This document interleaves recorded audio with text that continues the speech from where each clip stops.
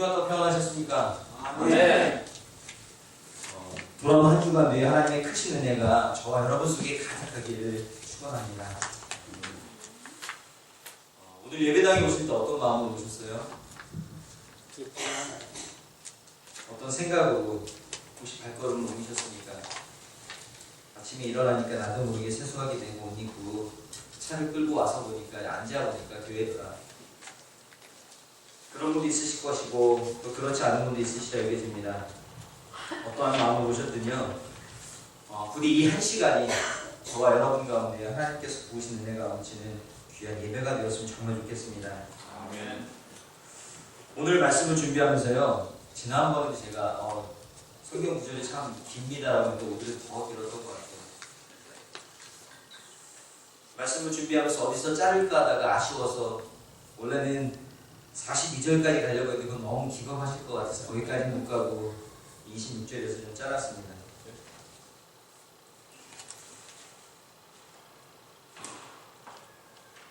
오늘 말씀을 보면요, 4장 1절을 보면 1절 2절을 보면 예수님께서 바리새인들을 피하셔서 유대를 떠나서 갈릴리로 가신다는 이야기로 시작을 합니다. 예수님께서 그렇게 가셔야만 했던 이유는 어찌 보면 떠밀려서 가실 수밖에 없었던 건 한 소문 때문에 그렇게 가실 수밖에 없었습니다. 그 소문이 무슨 소문이냐면 예수님께서 사람들에게 세례를 베풀어서 많은 사람들이 예수님을 따른다라고 하는, 그래서 바리새인들이 예수님을 시기하기 때문에 그것을 좀 바리새인들과 대치하지 않으시려고요, 예수님께서 잠깐 자리를 떠나시는 장면으로 오늘 4장을 시작합니다. 그런데 그 이야기를 보면 2절에서 보면 가로로 쳐서 그것이 잘못된 것이다라고 지적을 해줍니다. 요한이 예수님께서 세례를 베푸신 것이 아니라 제자들이 세례를 베풀었는데 사람들이 말을 전하다 보니까 바리새인들 귀에는 뭐라고 들려졌냐면 예수님께서 세례를 베푸셔서 많은 사람이 따르더라 라고 하는 것으로 사람들 귀에 들려졌다는 겁니다. 이 소문이라는 건 참 무섭습니다. 원래 소문이라는 건, 말이라고 하는 건 사람을 떠나면 그 진실대로 팩트만 가는 게 아니라 전달하는 사람의 생각이 들어가고 그 사람의 무엇이 들어가서 하나가 둘로 변하고 둘이 어느샌가 10개로 변하는 게 소문이 아닌가 싶습니다. 오늘 예수님께서도 그 소문 때문에 좀 곤경에 처하셔서 굳이 바리새인들과 충돌할 필요가 없어서 충돌하지 않으시고요, 자리를 옮기십니다. 그래서 어디로 가시냐면요, 갈릴리로 가십니다. 갈릴리로 가시는데 갈릴리는요, 예루살렘은 남쪽이고 갈릴리는 북쪽입니다. 그런데 이렇게 가려고 하면 그냥 직선으로 가면 굉장히 빠른데요, 중간에 무엇이 있냐면 사마리아라고 하는 지역이 있습니다. 잠깐 지도를 보시면요, 보이시죠? 여기 크게 예루살렘이라고 쓴 글이라 위쪽에 수가라고 하는 곳이 있는데요, 오늘 본문이 등장하는 곳입니다. 수가성. 이 예루살렘에서 갈릴리로 가려면 그냥 그거 쭉 올라가면 되는데요, 유대인들은 그렇게 가지 않았습니다. 그래서 어떻게 하냐면 오른쪽으로 해서요, 요단강을 건너가서 북쪽으로 올라갔다가 다시 요단강을 건너서 이 갈릴리로 넘어왔던 것이 이 당시에요, 이스라엘 사람들이, 유대인들이, 남쪽에 있는 유대인들이 북쪽으로 가려면 그렇게 뺑 돌아갔습니다. 왜냐하면 이 유대인들은 이 사마리아 사람들을요, 개, 돼지처럼 짐승처럼 취급했습니다. 사람으로 취급 안 했기 때문에요, 그 지역, 그 땅을 밟는 것조차도 싫어해서요, 그 땅을 밟지 않았습니다. 그런데 오늘 4절 말씀을 보면 예수님께서요, 사마리아를 통과하여야 하겠는지라고 성경을 기록합니다. 즉 그 말은요, 예수님께서 사마리아를 꼭 통과하겠다는 것입니다. 예수님도 유대인인데 왜 예수님께서는 사마리아를 굳이 통과하시려 했을까? 왜냐면요, 사마리아를 통과하셔서 누군가를 만나시기 위해서, 오늘의 주인공인 이 여인을 만나기 위해서 예수님께서는 일부러요, 이 사마리아를 통과하셨습니다. 사마리아를 지나다가 사마리아의 여러 성 가운데요, 수가성이라는, 수가라고 하는 동네에 이르렀고요, 그리고 그곳에서 한 우물 곁에서 예수님이 멈추셨습니다. 그 예수님께서는 피곤하셔서 6절을 보면 피곤하셔서 그 우물에 앉아 계셨다고 이야기합니다. 예수님은 우물에 앉아 계셨고요. 그리고 그때가 언제냐면 성경은 6시라고 나와 있는데 이것을 우리나라 시간으로 하면 지금 정오, 가장 더운 날씨에 그 시간에 예수님께서는 우물 곁에 앉아 계셨습니다. 그렇게 앉아 계시는데요. 한 여인이 물을 받으러 옵니다. 그 때아볕에 가장 더운 그 시간에 물을 받으러 왔다고 하는 이 여인이 조금 뭔가가 사람들을 만나는 것이 불편한 여인이라는 것을 또 누가 얘기해주도 아는 것입니다.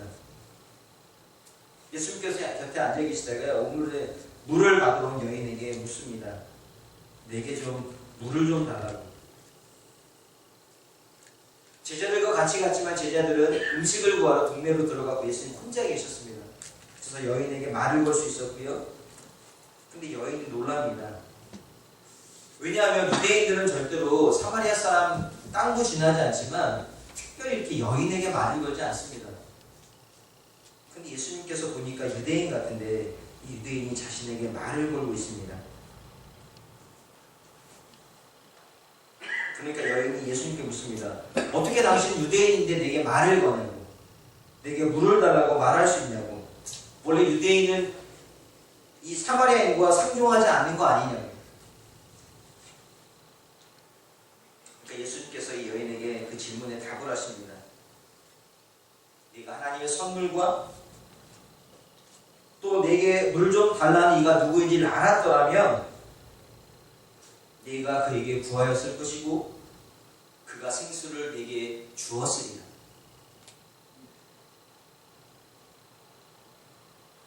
어찌 보면 여인이 예수님께 질문하는 것에 대한 대답은 아니에요. 그런데 여인이 이 얘기를 들어보니까요, 생수라고 하는 말이 귀에 쫑긋 들리는 겁니다. 왜냐하면 이 여인은요, 이 물을 이 낮에 때아볕에 기르러 와야 하는데 이 물을 기르지 않으면 얼마나 좋겠어요. 이 여인이 묻습니다. 그런데 어떻게 당신에게는 아무것도 가진 것이 없는데 그릇도 없는데 어떻게 물을 내게 줄 수 있냐고. 당신은 다른 우물을 가지고 있습니까? 당신은 이 우물을 주었던 야곱보다 더 큰 자입니까? 예수님께 반문을 합니다. 여인은요, 예수님께서 말한 이 물이 그냥 실제 있는 그 물이라고 생각했습니다. 그래서 이렇게 대답을 했습니다. 예수님께서는요, 이 여인에게요, 이 여인이 갖고 있던 그 오해를 교정해 주십니다. 그럼 예수님께서 말씀하시는 이 물은 네가 생각하는 것처럼 그냥 마시는 자연적인 물이 아니라 영원히 목마르지 않는 그 속에서 영생하도록 솟아나는 생물이라고 하는 것을 그 여인에게 알려줍니다. 이 여인이요, 이 이야기를 듣자 그 마음에서 동합니다. 만약 한 번 마셨는데 그 물이 영원히 목마르지 않다면 얼마나 좋은 일입니까? 그럼 물길로 오지도 않고 얼마나 행복하겠습니까? 사람들의 시선을 피해서 오지 않아도 되고.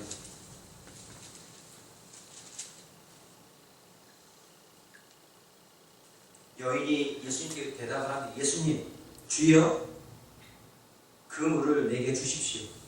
그래서 내가 목마르지 않고 내가 물길로 오지 않게 좀 해주십시오, 제발. 여인이요, 예수님께 그렇게 대답을 하니까 예수님이 갑자기 엉뚱한 말씀을 하십니다. 가서 네 남편을 데리고 오라고, 불러오라고 이야기하십니다. 지금 물 이야기하다가 갑자기 예수님께서요, 남편을 이야기하십니다. 남편을 불러오라고. 오늘 16절, 14, 17절에서요, 성경은 그냥 문자적이니까 그냥 넘어가고 있지만 한번 상상해 보세요. 이 여인은요, 우리가 잘 아는 것처럼 윤리적으로요, 도덕적으로 다른 사람에게 모범이 된 여인이 아닙니다.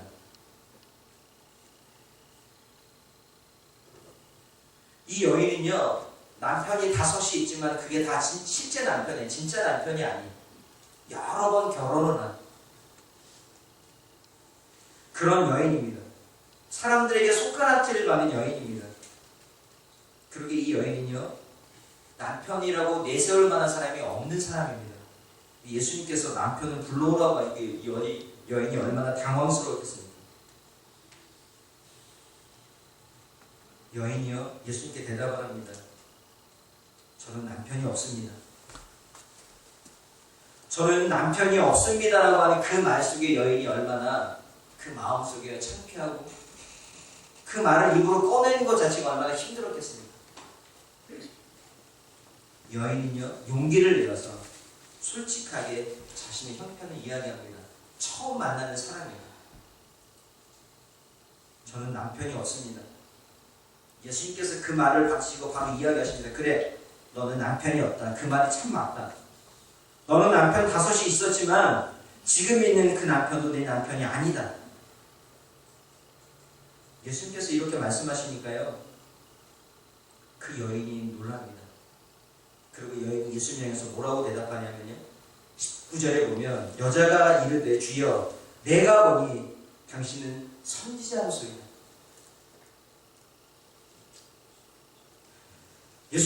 예수님께서 이 여인의 시고와 같은 것을 다 드러내니까, 그리고 다 말씀해 주시니까 여인이요, 그 예수님을 바라보는 관점이 바뀌었습니다. 처음에는 한 유대인이었습니다. 그러다가요, 선생님이었습니다. 주였습니다. 그러다 이제는 누구로 바뀌었냐면 선지자로 바뀌었습니다.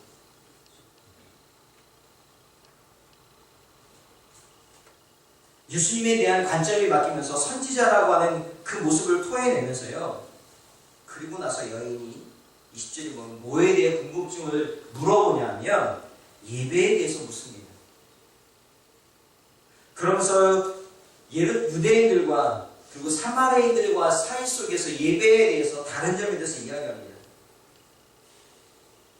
예루살렘에 있는 유대인들은 예루살렘에서만 예배를 드려야만 된다고, 그리고 사마리아 사람들은요, 예전에 이 사마리아 사람들은 구약에 있는 모세오경만 믿고 그것만 받드는 사람들입니다. 그래서 모세오경에 나와 있는 그리심산, 모세가 축복했던 그 산에서만 예배를 드려야 된다고 여겼던 것이 이 사마리아 사람들의 모습입니다. 그러니까 유대인, 사마리아 사람들의 논쟁은요, 예배를 어디서 드리느냐, 그 어디서 드리느냐가 예배를 잘 드리는 것이라 생각했습니다. 그래서 이 여인이 보기에 그 앞에 있는 그분이 선지자와 같기 때문에 그분께 묻습니다. 과연 예배를 어디서 드리는 것이 옳은 것인가?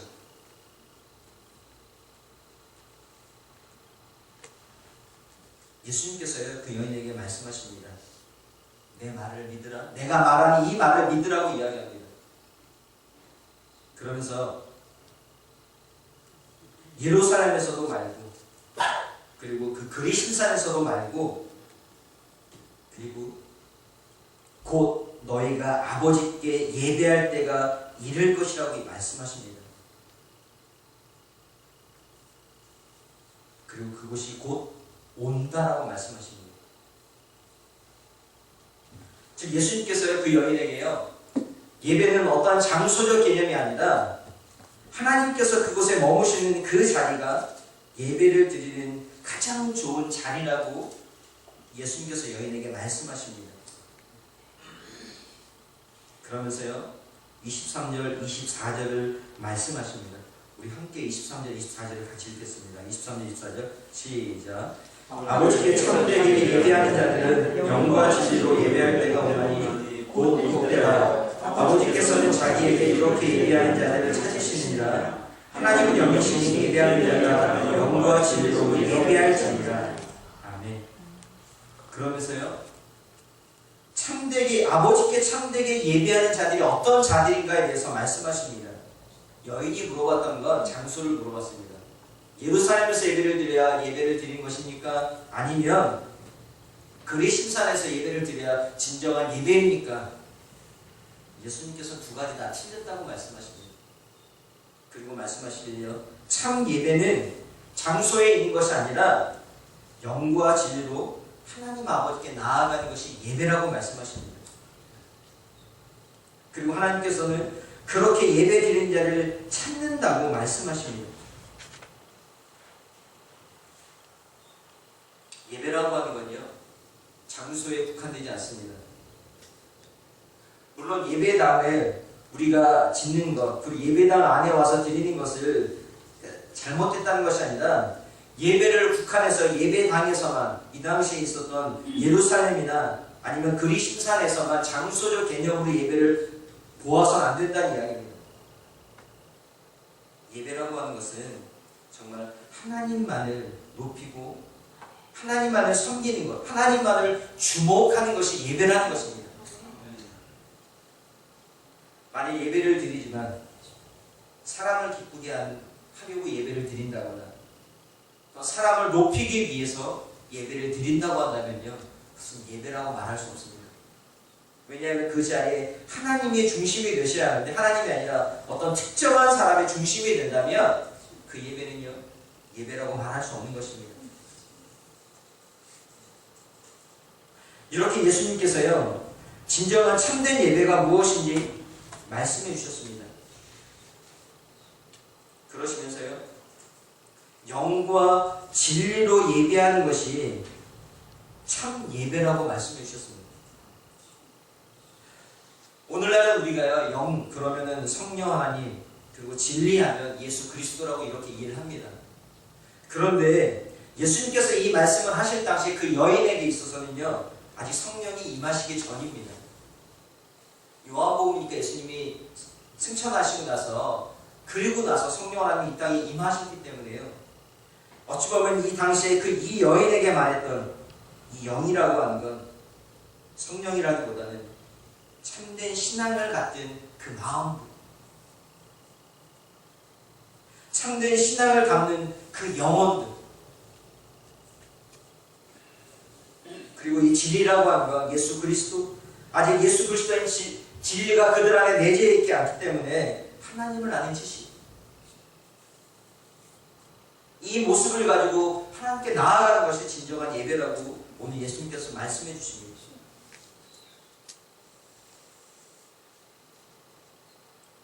그렇게 이야기하니까요, 여인이 이렇게 대답을 합니다.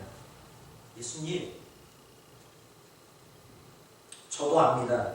메시아 그리스도가 오시면 그렇게 되는 것을 우리도 다 알고 있습니다.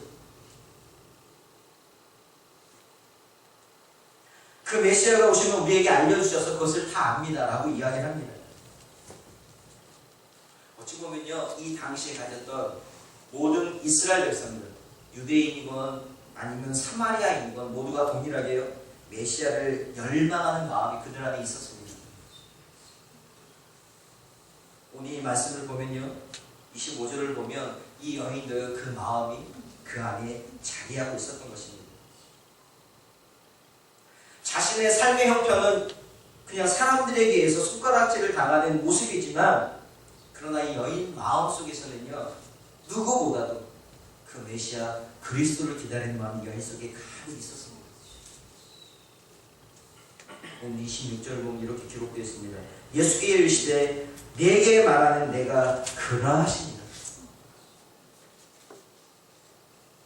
성경에서요, 예수님께서 사람들에게 내가 메시아다, 내가 그리스도다 라고 1대1로 이렇게 앉아가고요, 이야기해줬던 예가 없습니다.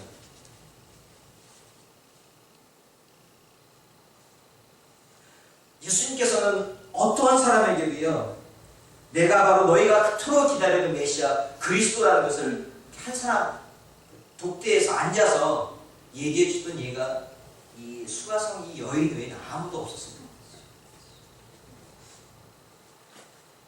당시에 얼마나 많은 사람들이요, 이 메시아를 기다렸습니까? 얼마나 많은 사람들이요, 그리스도를 열망했습니까? 그 수없이 많은 사람들, 잘 나가던 바리새인들, 서기관들, 하나님 앞에서 잘 해보려고 하던 수없이 많은 사람들이 있었지만요, 그 많은 사람들 가운데서 유독 예수님께서는요, 수가성 여인에게 찾아오셔서 그 여인에게 말씀해 주셨습니다. 네가 그토록 기다리던 메시아 그리스도 바로 나다.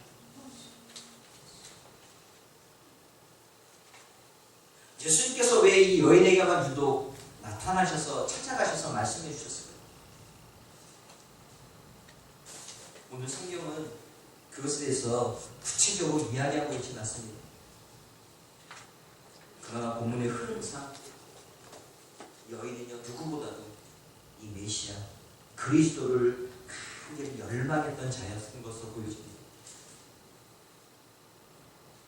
그러했기에 예수님께서는요 예루살렘에서 갈릴리로 가실 때 굳이 사마리아를 거쳐가셨고 사마리아 가운데 수가성이라고 하는 곳에 멈추셨고요. 그리고 그 우물 곁에서 6시에 정오에 우물 곁에서 계셨던 것입니다. 그 여인을 만나서 자신이 그리스도고 메시아라는 것을 알려주시려고. 오늘 우리가 읽지는 않았지만 27절 이하를 보면요 29절을 보면 이 여인이 뭐라고 동네 사람들에게 가냐면 물동이를 놔두고요 동네로 들어갔습니다. 그리고 사람들에게 이야기합니다. 내가 그리스도를 보았다. 와서 이 그리스도를 보라라고 이야기합니다. 그리고요 그 성에 있던 모든 사람들이 예수를 그리스도로 고백하고요 예수가 그리스도 되심을 세상에 구주심을 알았다고 42절에서 성경 본문 42절에서 이야기하고 있습니다. 오늘 말씀을 보면요 하나님의 선물을 받는 영적 축복을 받기 위해서는 어떠한 자격이 주어져 있다고 오늘 본문이 이야기하고 있습니다. 이 여인이요 윤리적으로 도덕적으로 잘 갖춰진 여인도 아니었습니다. 돈이 많은 사람도 아니었습니다. 어찌 보면 이 여인은요 그저 우리가 생각하는 우리가 보통 사람이 판단하는 것으로 보면 아무런 자격이 없는 여인이었습니다. 그런데 예수님께서는 그 여인에게요 그런 복을 허락해 주셨다는 것입니다. 그 여인 마음속에 그리스도를 향한 구세주를 향한 강한 열망이 있었기에 그가 갖고 그 모든 허물을 예수님께서는 덮어주셨다는 것입니다. 그 영적 갈망이 그로 하여금 구세주를 소망하며 나아가던 그 마음이요 오늘 예수님을 만날 수 있었다는 것입니다. 손가락질 받던 여인 사람들과 같이 이야기할 수 없어서 사람들의 눈을 피해서 낮에 더운 그 시간에 물동이를 가지고 물을 받아야만 가는 가장 밑바닥에 사는 그 여인의 모습. 그렇지만 그 여인은요 이 당대에 가장 복을 받은 행복한 여인이었다는 것입니다.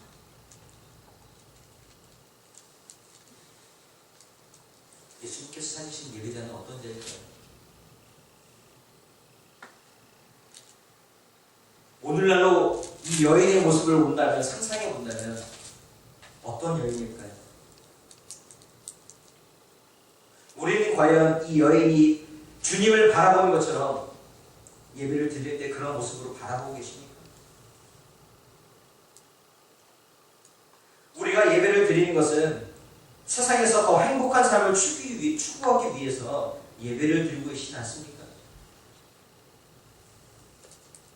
우리가 매주마다 예배에 나오는 것, 세상에서 갖지 못하는 것을 더 얻기 위해서 예수님을 수단으로 사용하고 있는 것이 오늘 우리가 드리는 예배는 아니십니까? 본질적으로 하나님을 만나기 위해 이 자리에 나오셨습니까? 영과 진리로 참된 예배를 드릴 때 하나님께서 우리를 만나주실 것입니다. 우리의 영적 갈증은요 해결될 것입니다.